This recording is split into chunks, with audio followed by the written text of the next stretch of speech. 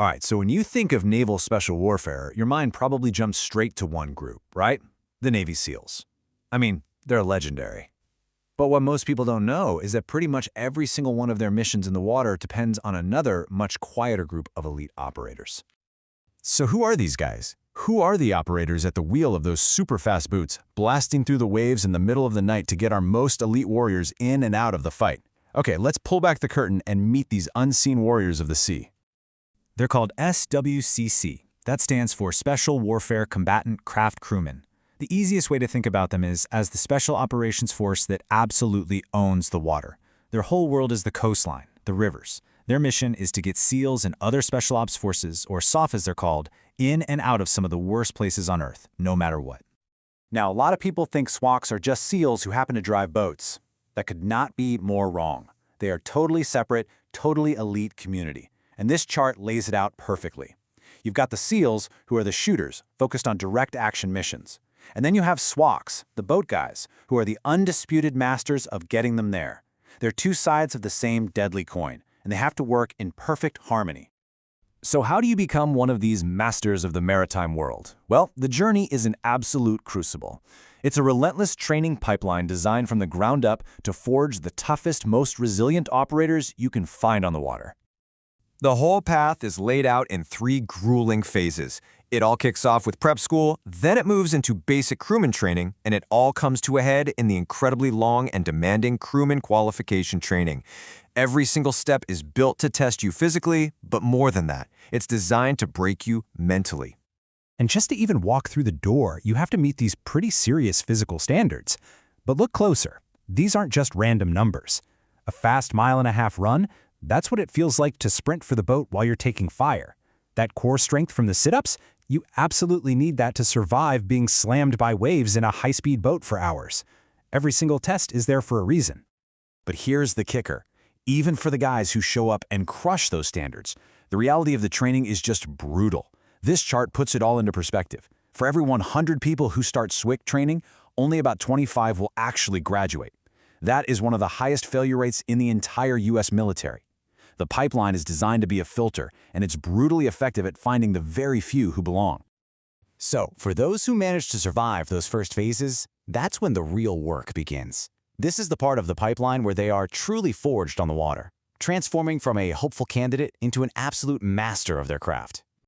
During those 21 weeks of Crewman Qualification Training, or CQT, they are pushed to their absolute breaking point. They learn how to handle these incredibly powerful boats in the worst seas imaginable, how to navigate by looking at the stars, how to lay down accurate fire from a bouncing platform, and how to keep a teammate alive under fire. It's like getting a PhD in maritime warfare, and it's crammed into less than 6 months. And the tools of their trade are some of the most advanced combat boats in the world, like the Special Operations Craft Riverine, or SOCR. You see, in the hands of a SWCC crew, these things aren't just vehicles for getting from point A to point B. They become weapon systems, they become spy platforms, they become the lifeline for operators deep behind enemy lines. But all the physical skill and all the technical expertise in the world isn't enough to graduate.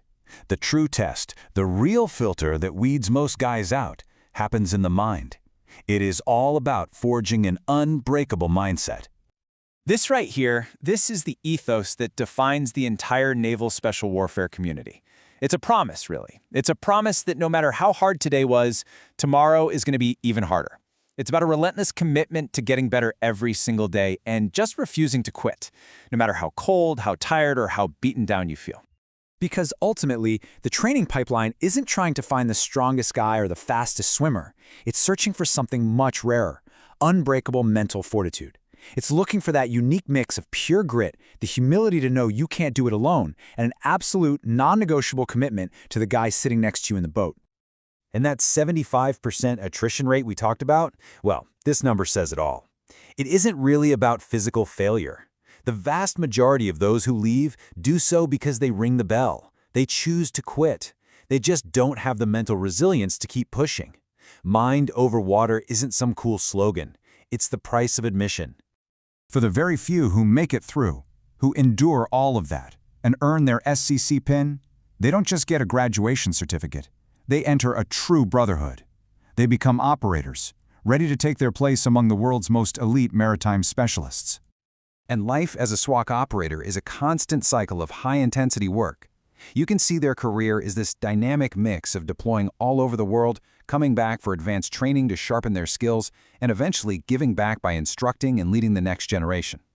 And this isn't just a 4-year gig, it's a genuine career path of constant growth. You start out as the new guy on a team, learning the ropes on real-world deployments. As you get more experience, you step up into leadership roles, and eventually you become the senior leader, the instructor, the one trusted to forge the future of the entire SWCC community. They're the quiet professionals, the unseen masters of that dangerous space between the shore and the sea. Their success makes other people's success possible. And it really makes you wonder, doesn't it? What other critical missions out there depend entirely on the skill and sacrifice of these unseen warriors we may never even know exist?